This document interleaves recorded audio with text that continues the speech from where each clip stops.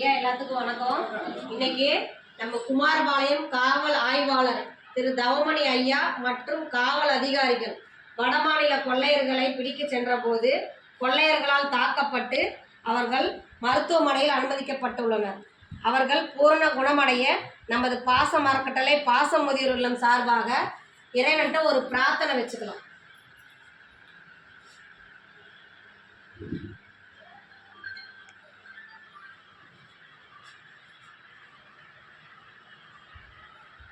நம்ம குமாரபாளையம் திரு காவல் அதிகாரி திரு தவமணி ஐயா நம்ம பாசம் அறக்கட்டளைக்கு எவ்வளவோ உதவிகள் புரிஞ்சிருக்காரு. நேற்று முன்தினம் கூட நம்ம பெரியவர்களெல்லாம் சந்தித்து அவங்களுக்கு சில ஆலோசனைகளை கூறிட்டு போனார். இன்னைக்கு திடீர்னு ஒரு சின்ன விபத்து. அவர் வாழ்க்கையில் எல்லா செல்வம் பெற்று நீடூழி வாழணும், உடலில் பூரண குணம் அடைஞ்சு மீண்டும் நம்ம முதியோர் இல்லத்துக்கு அவர் வருகை புரியணும்னு நாம் கேட்டுக்கிறோம். வாழ்க வளமுடன்.